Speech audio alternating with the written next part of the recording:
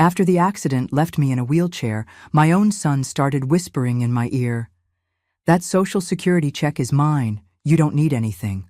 For 3 years, I lived on scraps of food while he got fat on money I worked my whole life for. Good afternoon, my dear friends.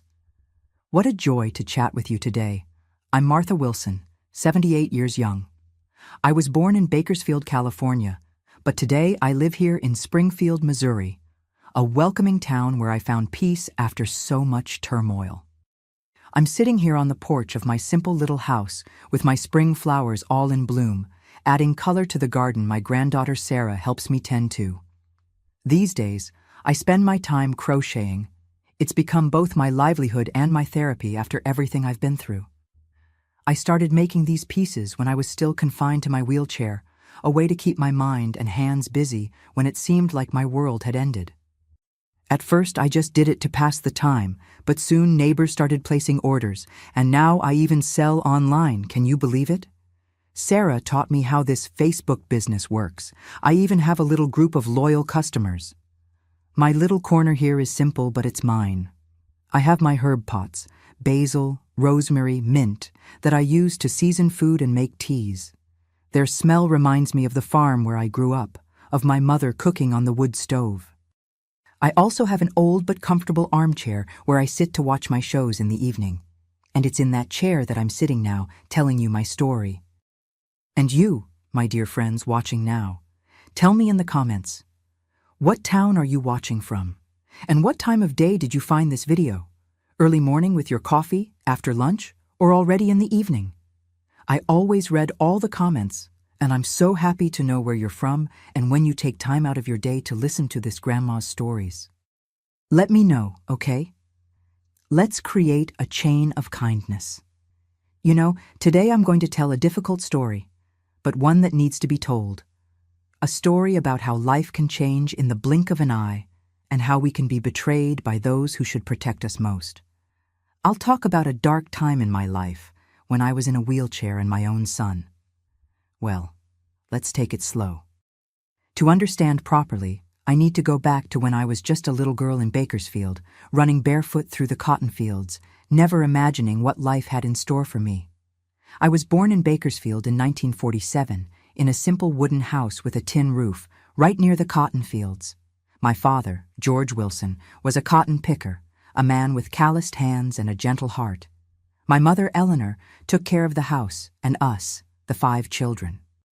I was the middle child, between 2 older siblings, Robert and Mary, and 2 younger ones, Jane and Thomas. Our house had only 3 rooms, a living room that was also the kitchen, with a wood stove that Mom lit before dawn, and 2 bedrooms where we squeezed in to sleep. The yard was large, with peach trees, apple trees, and a lemon tree that my father planted when I was born. We had chickens, a dog named Spot, and a vegetable garden that provided almost everything we needed to eat. On the living room walls, there was a picture of Jesus and a black and white photograph from my parents' wedding. Our life was simple, but rich in affection. Early rising was the rule in our house. At 5 in the morning, Dad was already up, drinking the strong coffee Mom had ready for him before heading to the fields. We children would get up around 6. Mom prepared cornmeal mush with milk from Mr. Peterson's cow, our neighbor. Then we would clean the house together. Each of us had our task. Mine was to sweep the yard, collect eggs from the chickens, and help hang clothes on the line. Around 8 years old, I started going to school, Oakdale Elementary, which was almost an hour's walk from our house. We went on foot, my siblings and I, along a dusty dirt road that cut through the cotton fields. In rainy weather, we arrived with muddy feet. In dry weather, covered in dust. But we were happy on that path. We played at guessing shapes in the clouds, sang songs we learned from my grandmother Theodora, and made up stories about the people who lived on the farms we passed. At school, my favorite teacher was Mrs. Baker, a lady with gray hair tied in a bun, who had the patience of a saint. She was the one who taught me to read and write, opening the doors to a new world for me. I loved books, even though we had very few at home, just an old Bible and some almanacs that my father brought from town. When I learned to read well, I would read everything aloud to my mother while she cooked or sewed. The games back then were simple. Playing Ring Around the Rosie in the schoolyard, hopscotch drawn with charcoal on the hard-packed earth of our yard, corn husk dolls with straw hair that my grandmother taught me to make. The boys played ball made from old socks, stuffed with scraps, and flew kites made with bamboo sticks and tissue paper. On weekends, we'd go to the creek that ran near our house. It was narrow, but had clear waters where we caught small fish and bathed on hot summer afternoons. The food was what the land gave us. For breakfast, besides the cornmeal mush, we ate cornbread that Mom baked once a week. For lunch, there was almost always rice, beans, a vegetable from the garden, and, on good days, a small piece of meat or fried egg. Dinner was potato soup with dried meat or leftovers from lunch. During the 4th of July celebrations, which were the most exciting in Bakersfield, Mom made corn pudding, corn on the cob, and cornbread. The whole town gathered in the central square for parades, fireworks, and festivities. It was around this time, when I was about 10, that I began to notice my family was going through hard times. Cotton wasn't bringing in as much money as before, and Dad started to worry. I remember him and Mom talking quietly at night, thinking we were asleep. They talked about trying life somewhere else, looking for work in the big city. I didn't understand much at the time, but I felt a tightness in my chest when I saw that worried expression on their faces. In 1958, when I was 11, news came that would change our lives. Dad's uncle, who lived in Springfield, Missouri, offered him a job at a textile factory that was expanding. It would be a steady job with a regular paycheck at the end of the month, something that the cotton farm no longer guaranteed. After much discussion and some tears from Mom, who didn't want to leave her hometown, the decision was made. We would move to Springfield.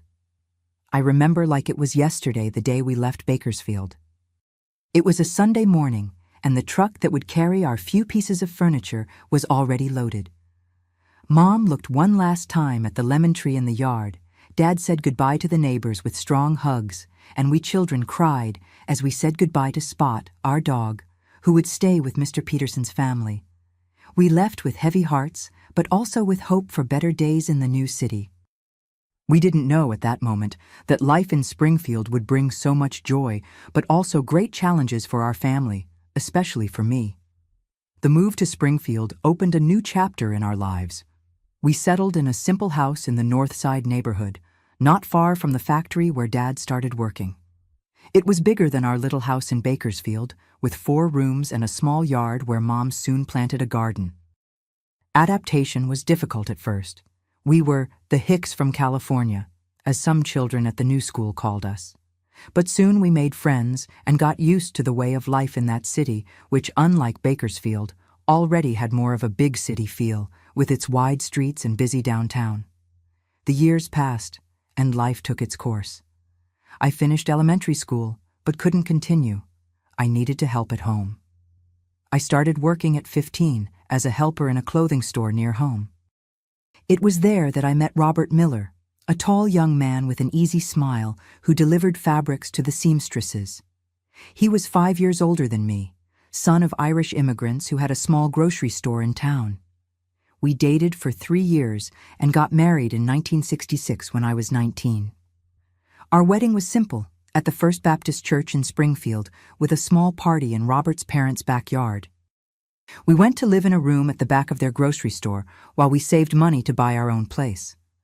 Robert worked with his father at the store, and I continued at the clothing shop. In 1967, our first son, David, was born. 3 years later, in 1970, our daughter, Linda, came along. The family was complete, and in 1972, we managed to buy a small house of our own in the Woodland Heights neighborhood. Life was peaceful. We worked hard, raised our children, visited my parents on weekends. They still lived in North Side. Robert took over the grocery store when his father passed away in 1975, and I left the clothing shop to help him with the business. Those were years of a lot of work, but also a lot of unity. David and Linda grew up, studied. We made sure they had the opportunity we didn't have.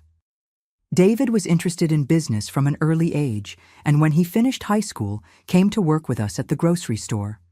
He already had big plans, talked about transforming that small business into something bigger. Linda, my daughter, was always quieter, more studious.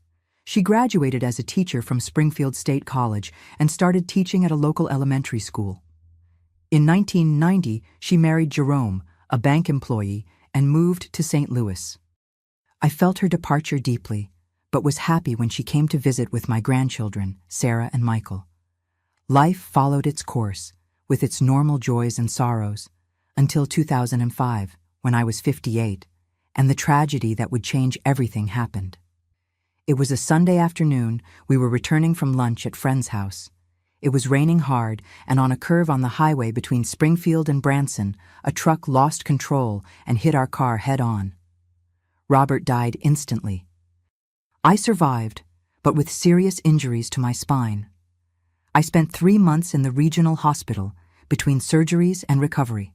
When I finally returned home, I was in a wheelchair. The doctors were clear. I would not walk again. It was a terrible blow, losing my husband and my independence all at once. David, who was 38 at the time, took over caring for me and managing the grocery store, which had already transformed into a small market. At first, he seemed to handle the situation well. He was attentive, patient. He hired a young woman to help me during the day while he worked at the market. Linda would come from St. Louis on weekends, when she could, to visit and give support. Gradually, I adapted to the new reality. I learned to do some things on my own in the wheelchair, started crocheting to pass the time. A neighbor taught me, said it was good for exercising my hands and mind. But I noticed that David began to change.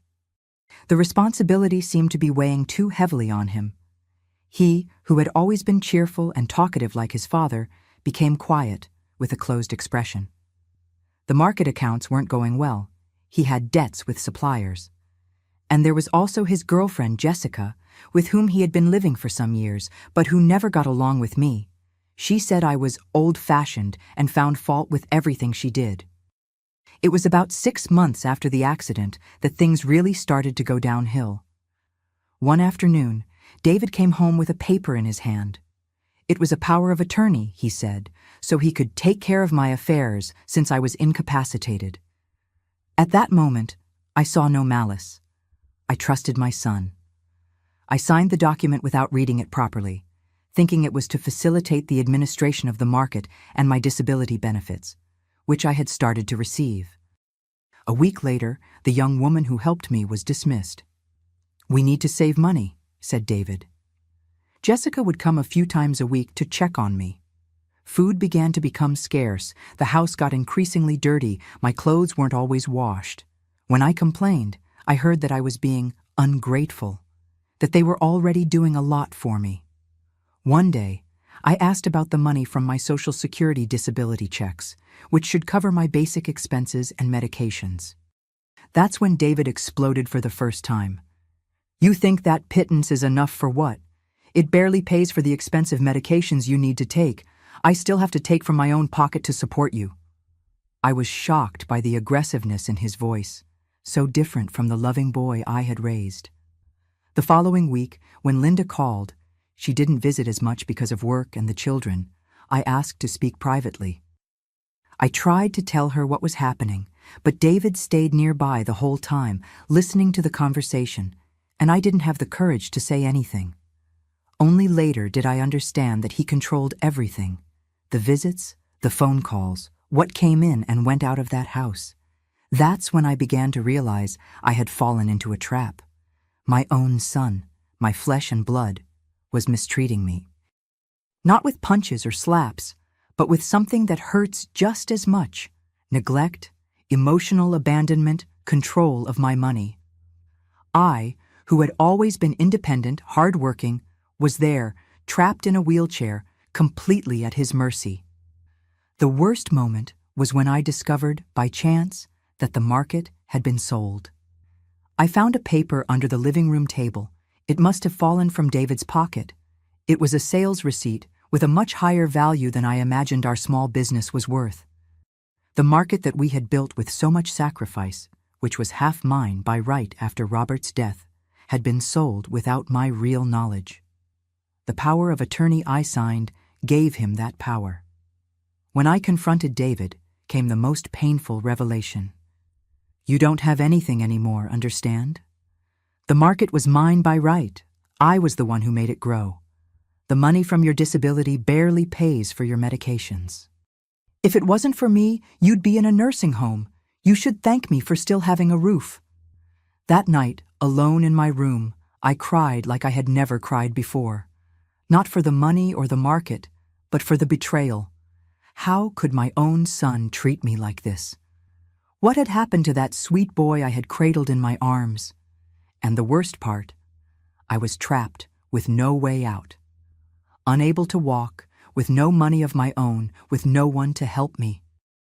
Linda was far away, in St. Louis with her own life. My siblings were scattered. Robert had passed away, Mary lived in Pennsylvania, Jane in Texas, and Thomas, I didn't even know where he was anymore. That night marked the beginning of the 3 most difficult years of my life. 3 years of daily humiliations, of scarce food, of medications that didn't always come at the right time, of dirty clothes, of loneliness. 3 years in which I learned what true helplessness is. And all this at the hands of the one I loved most, from whom I least expected it. Those 3 years were a long nightmare. What started with small signs of neglect turned into a complete system of abuse and control. My room, at the back of the house, became my prison. David and Jessica occupied the main bedroom and the living room, and I rarely left my space, except to go to the bathroom when someone was willing to help me, which didn't always happen when necessary. The wheelchair, which should have been my ally for some independence, was often kept out of my reach. So you don't fall trying to leave on your own, David said with false concern. I knew the truth. It was to keep me trapped, dependent, unable to even go out to the sidewalk in front of the house. Meals became increasingly scarce and of worse quality. While they ate meat and fresh food, I was served leftovers from previous days or inferior quality food. You can't eat too much fat because of your health, was the excuse. Many times lunch was just a plate of rice with watery beans with no side dish. Dinner, frequently, didn't exist at all. It's already late. Tomorrow you'll eat properly, they'd say when I complained of hunger at night. My medications, essential for controlling my blood pressure and chronic back pain, began to run out. The pharmacy is out of stock. The doctor needs to renew the prescription. It's too expensive. We have to wait until next month. The excuses varied, but the result was the same. Days and even weeks without the necessary medication, with pains that made me cry softly at night so as not to disturb and suffer more reprisals. Personal hygiene became a rare luxury. Bathing, which should have been daily given my condition, happened 2 or 3 times a week when Jessica had time to help me. Even so, it was rushed, careless, often with cold water. There's no gas to heat so much water, she would say, while I shivered with cold even on the hottest days. My clothes were rarely washed, and the bed changed perhaps once a month. The odor in the room was constant, increasing my shame and humiliation. The money from my Social Security disability, which should have at least guaranteed my basic comfort, completely disappeared in David's hands. When I mentioned once that I needed a new blouse because the only one I had was already torn, he exploded. You think money grows on trees? Do you have any idea how much I spend on you? The medications, the food, the water and electricity you consume staying at home all day? You should be grateful you're not in a public nursing home. I discovered by chance that David had bought a new car with the money from the market sale. They had also renovated the kitchen with new cabinets and modern appliances, things I only saw when, rarely, they took me out of my room. The contrast between the luxury they lived in and the conditions they kept me in was shocking. The worst part, perhaps, was the isolation. David rigorously controlled my communications with the outside world. The landline phone was in the living room, out of my reach. When I asked for a cell phone to at least be able to call my daughter when I felt the need, I was ridiculed. What for? To keep bothering Linda with nonsense?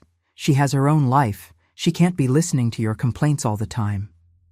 Visits became rare. When Linda called saying she would come to see me, frequently David would invent a last-minute excuse. I was too sick to receive visits, we had an unavoidable commitment, the house was under renovation.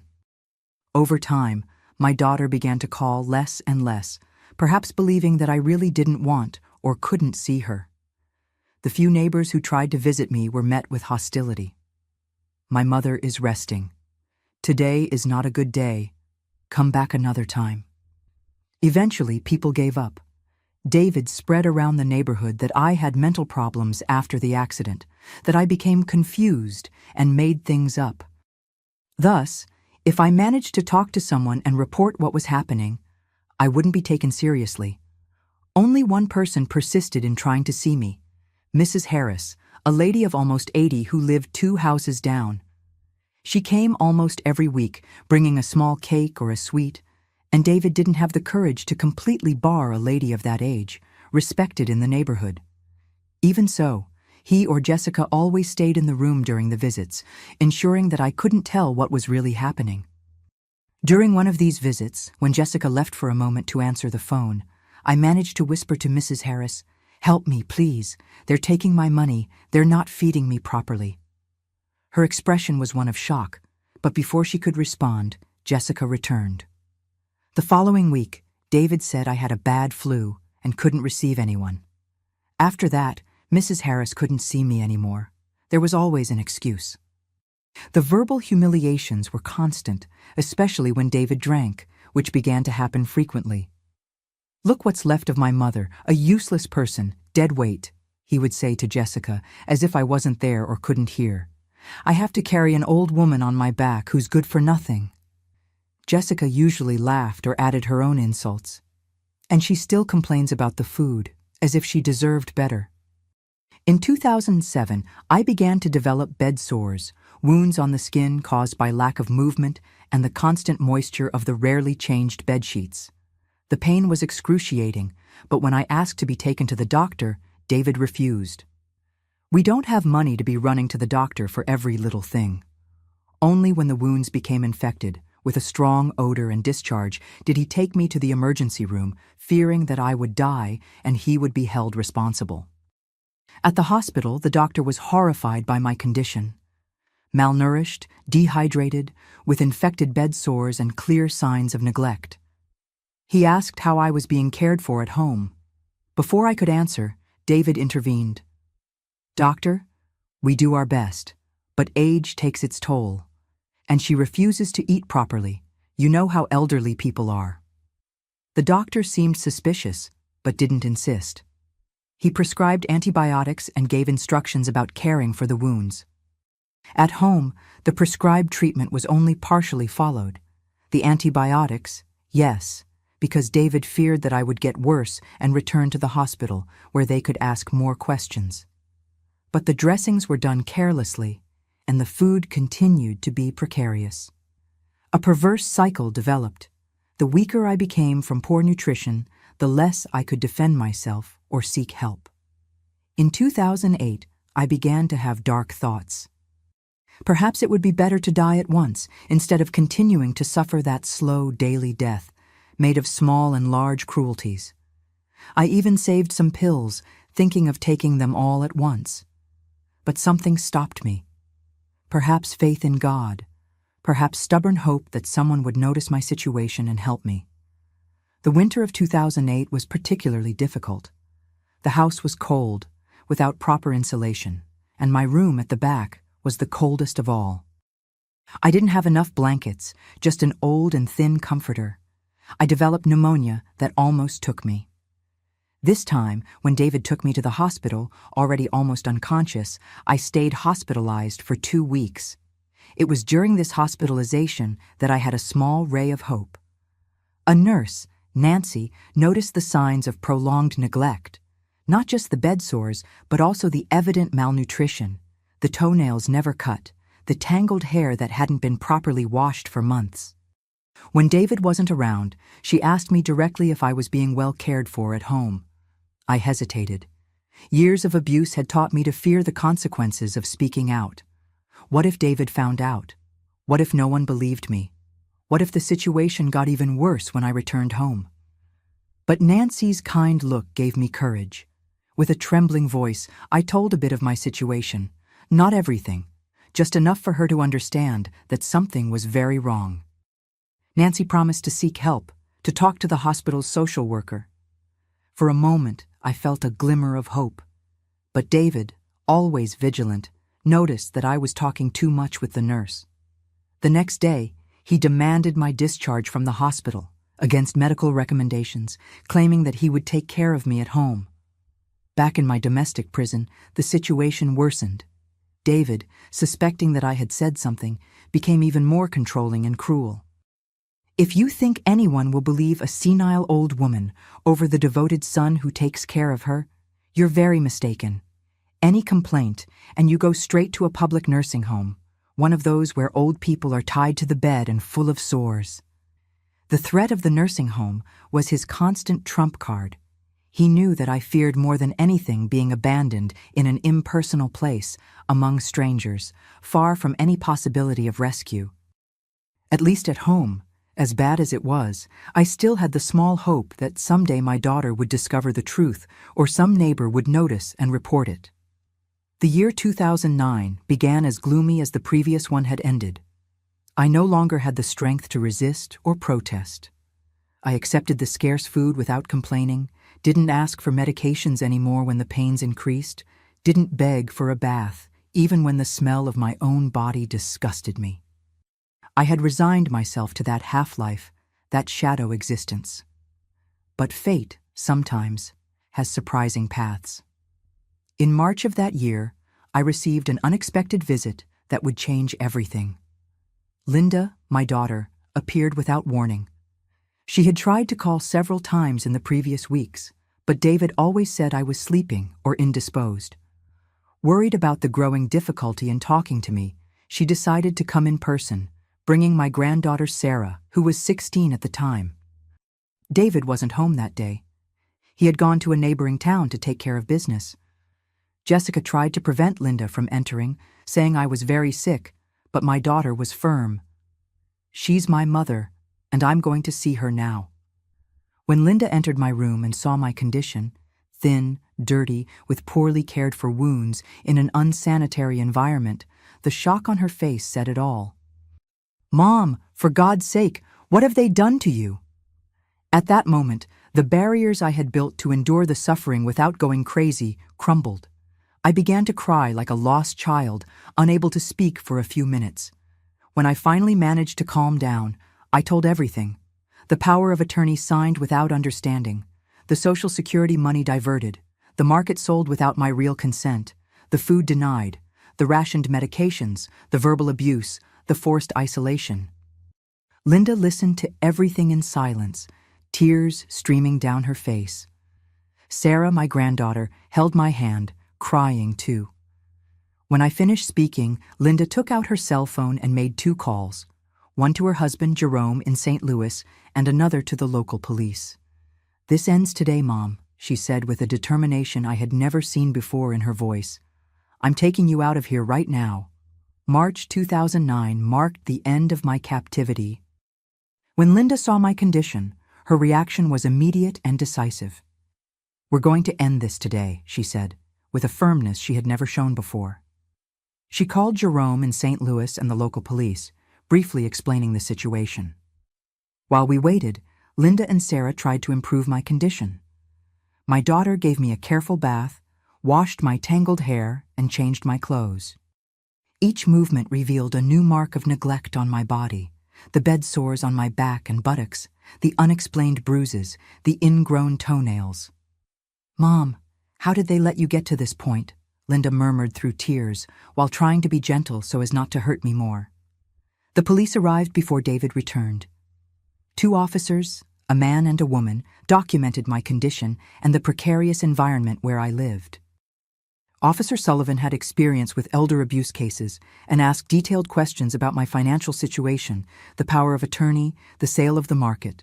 She took my testimony patiently, allowing me to rest when emotion overcame me. "Mrs. Miller, you're safe now," she assured me. "We'll make sure you receive the necessary care and that those responsible are punished." Her firm voice gave me comfort, but I still feared David's reaction when he discovered what was happening. I didn't have to wait long. David arrived when the police were still at the house. Seeing the patrol cars parked in front, he entered hastily, his expression changing from surprise to anger when he saw the scene in my room. Me clean and changed, Linda by my side, the officers documenting everything. "What's this? What are you doing in my house?" he shouted, trying to take control of the situation. When the officers explained they were investigating allegations of abuse and neglect, he tried his usual strategy. "My mother has mental problems since the accident. She makes things up. Ask any neighbor how well I take care of her." But it was too late for his lies. The evidence was there, visible in my mistreated body, in the unsanitary room, in the refrigerator full of good food that never reached my plate. And more importantly, there were witnesses now. Not just Linda and Sarah, but the officers who documented every detail. While the police took David in for questioning, Linda took me straight to the hospital. Jerome arrived from St. Louis that same night, driving as fast as he could when he learned of the situation. At the hospital, I was admitted immediately. The diagnosis was harsh: severe malnutrition, dehydration, infected bed sores, anemia, pneumonia in its early stages. "A few more months in these conditions, and you might not have survived," the doctor said bluntly. I spent 3 weeks hospitalized, receiving intensive treatment. Linda stayed with me the whole time, sleeping in a chair next to my bed, only leaving to resolve the accumulating legal issues. Jerome returned to St. Louis to take care of the children and work, but came on weekends. Sarah, my dear granddaughter, came after school, bringing drawings to brighten up the hospital room. During this period, a lot happened in the legal field. Linda hired Mr. Edwards, a lawyer specializing in elder rights, who filed actions to annul the power of attorney I had signed under coercion, recover control of my Social Security benefits, and investigate what had happened with the money from the market sale. A criminal case was also opened against David for financial abuse and neglect of a vulnerable person. The investigation revealed the extent of the abuse. David had sold the market for a value much higher than what he told me, bought a new car, renovated the house, and still had a considerable amount in a bank account in his name. All this while, I went hungry and lived in degrading conditions. The power of attorney was annulled by the court, and a protective order was issued, preventing David from approaching me. After being discharged from the hospital, I couldn't return to that house of horrors. Linda and Jerome took me to St. Louis to live with them temporarily while we decided what to do. Their apartment wasn't adapted for a wheelchair, but they rearranged the furniture to facilitate my movement. The most important thing was that, for the first time in years, I felt safe and loved. Physical recovery was slow. The bed sores needed months to completely heal. The anemia and malnutrition improved with proper nutrition, but my body was debilitated by years of neglect.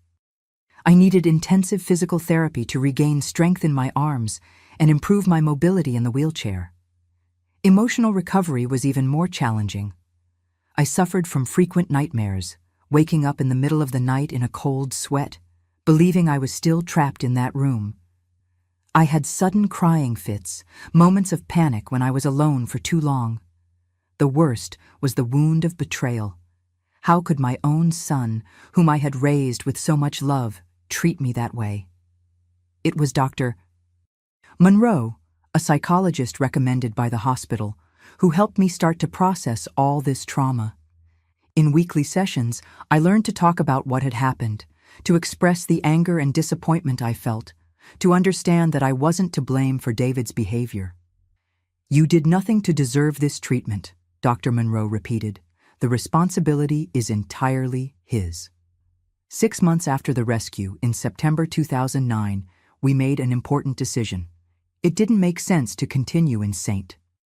Louis, where the small apartment made my mobility difficult, and Linda and Jerome had to completely reorganize their lives to accommodate me. Using part of the money recovered from the market sale, the court determined that 50% of the value belonged to me by right. We bought a single-story house in Springfield, adapted for a wheelchair, in a different neighborhood from the previous one, where no one knew my story. Linda took a 6-month leave from her job as a teacher to help me with the transition. We hired Mrs. Jenkins, a professional caregiver who came during the day to help me with hygiene, food, and medication. Gradually, I regained some independence, learning to do more things on my own in the wheelchair. My granddaughter Sarah, who was finishing high school, decided to apply for college in nursing, inspired by what she had witnessed. "Grandma, I want to help people like you, who don't have a voice," she said. Her affection and dedication were fundamental to my recovery. As for David, the legal process followed its course. He was sentenced to 2 years in prison for financial abuse and neglect, but got the right to serve the sentence in an open regime. The most important thing for me wasn't the punishment, but the protection. The protective order remained valid, ensuring he couldn't approach me. Jessica disappeared as soon as the case came to light. I later learned that she already had a history of getting involved with men who mistreated elderly family members to get their money. She was part of the scheme, not just a passive spectator. The money recovered judicially gave me financial stability. Besides half the value from the market sale, I regained control of my Social Security benefits. It wasn't much, but enough to live with dignity, pay the caregiver, and the ongoing medical treatments that my condition required. News of my case spread through the small city, as was to be expected. Some people distanced themselves, uncomfortable with the scandal. Others, however, came closer, offering genuine support and friendship. Mrs. Harris, the neighbor who had tried to help me before, was one of the first to visit me in the new house. "I always knew something was wrong," she said, "but I never imagined it was so serious." The terrible experience I lived ended up having an unexpected purpose. With the help of Linda and Mr. Edwards, I began to participate in talks about elder rights at community centers and senior groups. I shared my story as a warning, showing that abuse can happen in any family, even when least expected. If it's happening to you or someone you know, seek help, I would say at the meetings. Call the Elder Abuse Hotline, look for adult protective services, talk to a trusted neighbor. Don't suffer in silence like I did. In 2010, a year after my rescue, we founded a small support group for elderly victims of abuse in Springfield. We met monthly at the neighborhood association, sharing experiences and information about rights and available resources.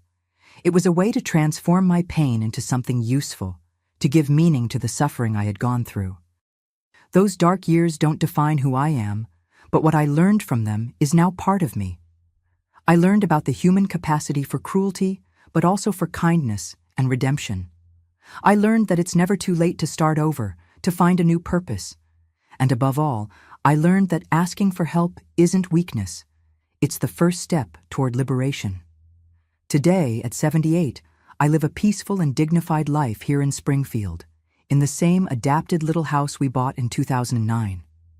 The years have passed and many things have changed, but the feeling of security and peace I found after that rescue continues to be my greatest wealth. My routine is simple and cozy. I wake up early, around 6 in the morning, a habit I never lost since childhood on the farm. The first thing I do is thank God for another day, for being alive and well cared for. Then comes breakfast, which I prepare myself in the adapted kitchen. I've developed several techniques to manage in the wheelchair. The lower countertop, the sliding cabinet doors, and shelves within reach make all the difference. I usually spend the mornings crocheting on the front porch where I can feel the sun and see the street activity. This handiwork, which I started during the difficult years as a form of distraction, has become my therapy and also a small source of income. I make blankets, rugs, scarves, and, mainly, baby clothes that I sell online, thanks to my granddaughter Sarah, who created a Facebook page to show my work. Mrs. Jenkins, my caregiver, still comes 3 times a week to help me with the heavier house cleaning and with the complete bath. On other days, I manage well with the adaptations that were made in the bathroom: the support bars, the shower bench, and the handheld shower. It's a huge victory for me to be able to take care of my personal hygiene after so many years completely dependent on others. Lunch is a special moment of my day. I like to cook simple dishes from my childhood: rice, beans, meat stewed with potatoes, always with fresh herbs from the little garden I keep in adapted pots at the height of my wheelchair. Sometimes, when my hands hurt too much because of arthritis, I buy a meal from Mrs. Wilson's restaurant, here on the corner, who knows my tastes and always takes care with the seasoning. The afternoons are dedicated to different activities, depending on the day. On Mondays and Wednesdays, I go to the Senior Community Center, where I participate in a craft group and lectures on health and rights. It's there that our support group for elderly victims of abuse continues to meet, now with the support of the city. On Tuesdays and Thursdays, I receive a visit from the physical therapist, Maria, who helps me maintain mobility in my arms and prevent the dreaded bed sores. Fridays are special: the day to receive a visit from my granddaughter, Sarah, who is now 32, already a graduated nurse, married and with a 2-year-old son, my great-grandson Michael. She moved to Springfield after graduating, precisely to be closer to me. Seeing her playing with little Michael on the carpet in my living room fills my heart with a joy I can't describe. It's as if life had come full circle, bringing back the innocence and hope that I once thought I had lost forever. The weekends are quieter. I watch church services on television on Sunday morning. I still don't feel comfortable in crowds, a remnant of the years of forced isolation. In the afternoon, I like to read. My eyesight isn't what it used to be, but with reading glasses I can delight in novels and history books. Reading, which was my refuge in childhood, has once again become a great companion in old age. Linda and Jerome, who still live in St. Louis, come to visit me at least once a month. My daughter retired as a teacher 2 years ago and now has more time to spend with me. We are closer than ever. The trauma we went through together created a special bond between us.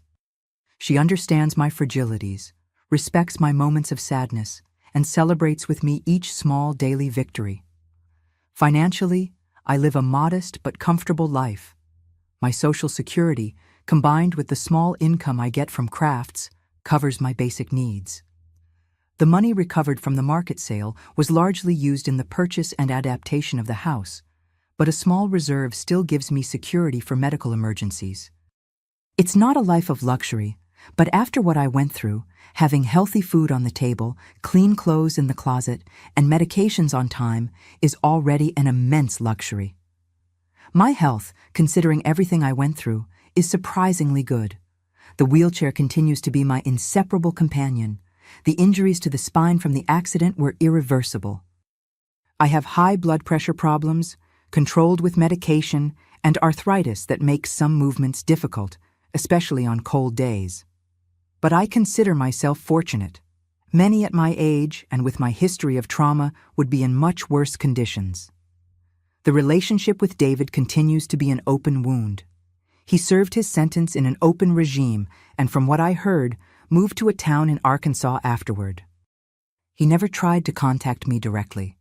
The protective order and, perhaps, shame keep him away. Sometimes, on the quietest nights, I still find myself thinking about him, wondering where I went wrong, what I could have done differently.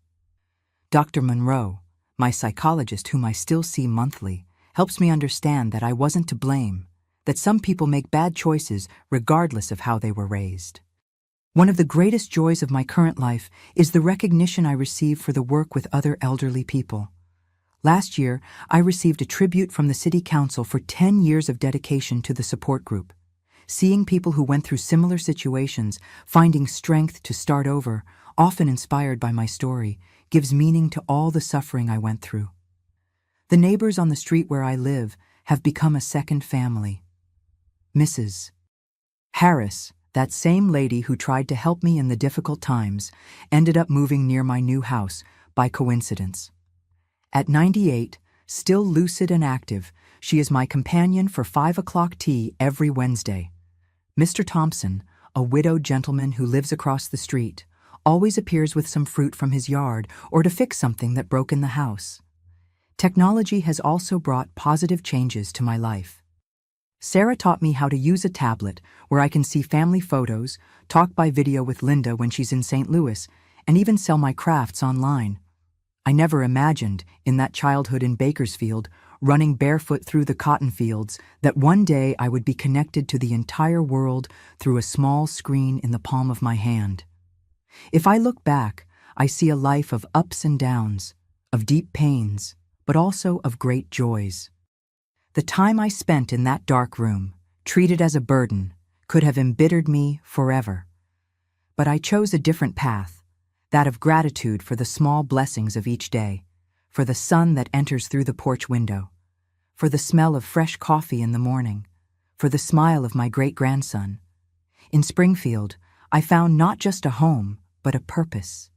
Here, in this city that saw me suffer, but also saw me reborn, I learned that it's never too late to start over. As that old saying my mother used to repeat goes, God writes straight with crooked lines. And the lines of my life, as crooked as they may have been at times, brought me exactly where I should be. My dear friends who have followed me to this point, after sharing my story with you, I feel I need to leave some advice that comes from the bottom of my heart and my own painful experience. If you are an elderly person who is going through a situation of abuse, or know someone in that condition, pay close attention to what I'm going to say.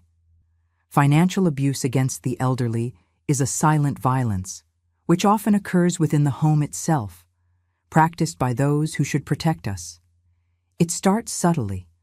A son or relative who helps manage the Social Security money, who asks you to sign documents without explaining properly, who takes control of bank accounts to make things easier. Little by little, the elderly person loses autonomy, voice, and dignity. I learned in the worst possible way that blindly trusting, even in children or close relatives, can be dangerous when it comes to money. Don't be ashamed to check bank statements, to ask for clear explanations about your finances, to consult a lawyer before signing any document. Your money is the fruit of your work, of your entire life of effort. You have every right to know where and how it's being used. If you are living in a situation of abuse, know that there are ways to get out of it. The first step, and perhaps the most difficult, is to break the silence. Tell someone you trust, another family member, a neighbor, a health professional. There are public agencies prepared to help you. The Elder Abuse Hotline receives anonymous complaints 24 hours a day. Adult Protective Services in your city offers support, and many cities have specialized resources for these cases. For families, I leave a warning. Be alert to signs of financial abuse in elderly relatives. Sudden changes in wills or in the control of assets, unexplained withdrawals of money, relatives who prevent visits or excessively control the elderly person's contacts, all this may indicate that something is wrong. An unexpected visit, like the one my daughter Linda made, can save a life. For health professionals, social workers, and caregivers, you are often the first and only line of defense for vulnerable elderly people. An attentive look, a question asked in private, can open the door for the elderly person to reveal the abuse they are suffering. That's how it was with Nurse Nancy, who noticed the signs of neglect on my body and had the courage to ask. To the elderly who, like me, managed to free themselves from abusive situations. Our story doesn't end with trauma. There is life, there is purpose, there is joy after suffering. Using our experience to help others, as I do in the support group, can transform pain into something positive. It's never too late to start over, to rediscover small joys, to create new bonds. For society as a whole, I ask for more attention and respect for the elderly. Aging doesn't mean losing value or rights. The wisdom we've accumulated over decades deserves to be heard and respected. The experience we bring can be valuable for younger generations. Don't treat us as burdens, as problems to be solved, as people who have lived too long and are now just waiting for the end. I thank you from the bottom of my heart to all who have accompanied me on this journey of memories. Some sweet, others bitter, but all part of what made me who I am today. Sharing my story wasn't easy, but I hope it serves as a warning and hope for those who need it. My dear friends, if this video touched your soul, please don't move on without doing 3 important things. Click like, subscribe to the channel, and turn on notifications right now. This small gesture of yours can literally save the life of another elderly person who is suffering in silence, just like I suffered. Each subscription helps this message reach further, to enter more homes where there might be someone being mistreated by their own child, as happened to me. If you know someone who takes care of an elderly person and seems more interested in the Social Security money than in the person's well-being, share this video immediately with your family groups, with your friends, with your neighbors. Also, leave a comment telling if there has ever been a similar case in your family, or if you know someone who needs help. And do it now. Don't wait even 1 more minute, because while you're watching this video, there's a grandma or grandpa suffering financial abuse somewhere.